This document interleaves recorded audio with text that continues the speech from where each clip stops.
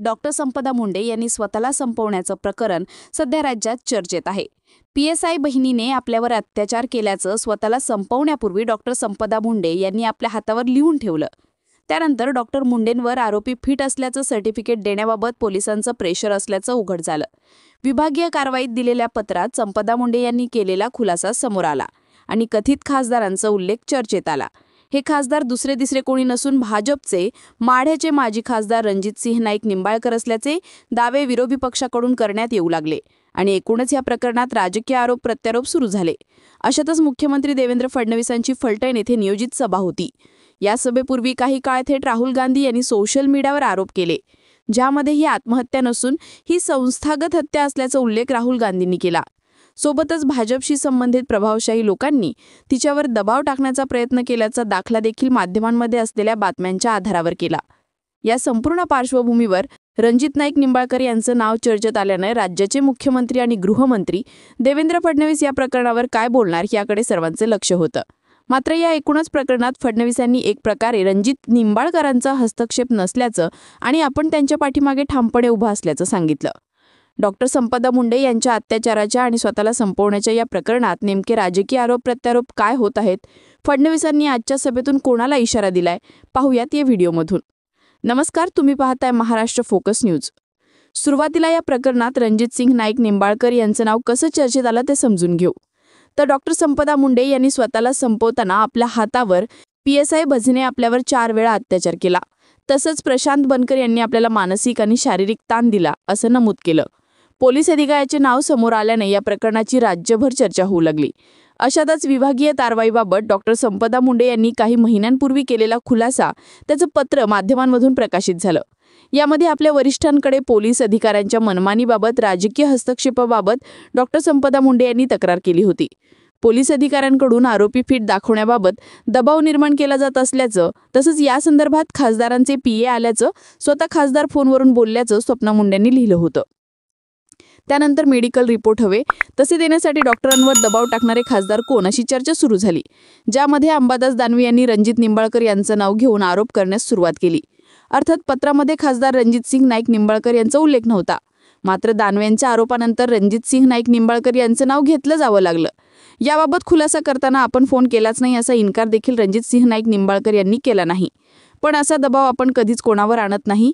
प्रशासकीय कामांबाबत बोलणं होत असतं, पण आपण कधीच कोणत्या अधिकाऱ्यांवर आजवर दबाव आणला नाही, हे रणजितसिंह नाईक निंबाळकर यांनी स्पष्ट केलं. निंबाळकरांचं नाव आल्यानं प्रकरणात राजकीय आरोप प्रत्यारोप होऊ लागले. अर्थात पोलीस अधीक्षकांनी माध्यमांना दिलेल्या माहितीनुसार डॉक्टर संपदा मुंडे यांनी PSI भजने यांना अत्याचार केल्याचे व प्रशांत बनकर यांनी मानसिक त्रास दिल्याचे उल्लेख आहेत. आत्महत्येसाठी सध्या तरी हे 2 आरोपी कारणीभूत आहेत. मात्र खासदारांचा उल्लेख करून असलेलं पत्र हे पोलीस व आरोग्य विभाग यांच्यात असलेल्या एकमेकांवरील आरोप प्रत्यारोपांच्या बाबत आहे. या गोष्टी आत्महत्येच्या कारणापासून भिन्न आहेत. सध्या तरी अटकेत असलेल्या आरोपीची कसून चौकशी चालू असल्याचं पोलीस अधीक्षकांनी सांगितले आहे. आता पोलीस अधीक्षकांच्या खुलाशाचा अर्थ सांगायचा तर दोन्ही प्रकरणं वेगळी आहेत. प्राथमिक तपास हे डॉक्टर संपदा मुंडे यांनी ज्यांच्यावर थेट आरोप केले त्यांच्या भोवतीच सुरू आहे. तपासात पुढे मानसिक छळासाठी वेगवेगळी कारणं समोर आली तर त्या दिशेने देखील तपास झाला असं म्हणता येतं.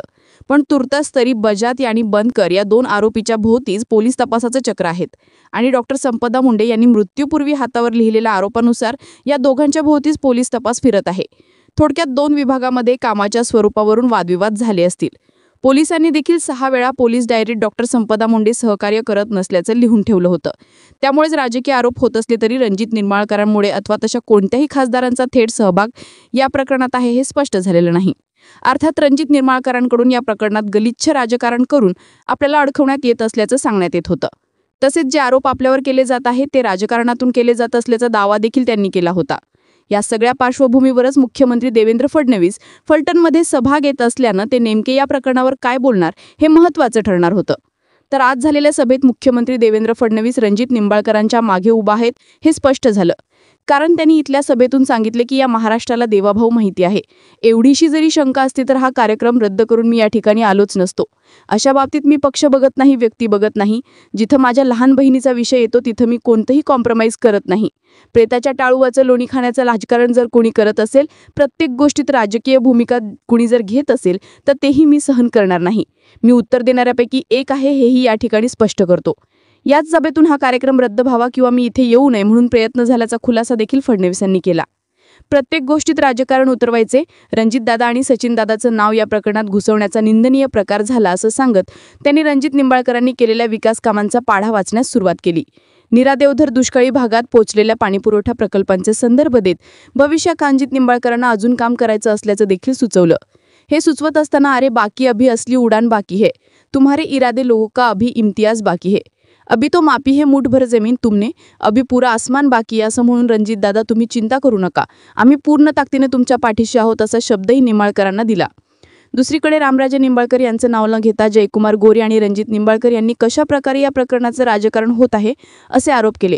अर्थात फडणवीसांनी आपल्या भाषणातून आपण रणजित निंबाळकरांच्या मागे ठामपणे असल्याचं नमूद केलंच, शिवाय या प्रकरणात त्यांचा प्रत्यक्ष किंवा अप्रत्यक्ष संबंध नसल्याचं देखील ठणकावून सांगितलं. दखल घेण्यासारखी गोष्ट म्हणजे मुरलीधर मोहोळ देखील जैन बोर्डिंगवरून आरोपांच्या कचाट्यात सापडले आहेत. पण याबाबत थेटपणे मोहोळ यांची पाठराखण फडणवीसांनी केलेली नाही. उलट फडणवीस आणि मोहोळ यांच्या भेटीनंतरच मोहोळ यांना जैन बोर्डिंगच्या ठिकाणी जाऊन आपली भूमिका स्पष्ट करत व्यवहार रद्द होण्यासाठी आपण प्रयत्न करू असा शब्द द्यावा लागल्याची चर्चा आहे. मात्र त्याचवेळी रणजित निंबाळकरांच्या मागे आपण ठामपणे उभं असल्याचं सांगून फडणवीसांनी एक प्रकारे या प्रकरणात रणजित निंबाळकरांना अडकवण्यात येत असल्याचं स्पष्ट केलं.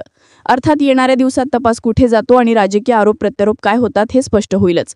या सगळ्या घडामोडींबद्दलच्या तुमच्या प्रतिक्रिया कमेंट करून नक्की सांगा आणि माहितीपूर्ण व्हिडिओज पाहण्यासाठी महाराष्ट्र फोकस न्यूज या यूट्यूब चॅनलला सबस्क्राईब करायला विसरू नका.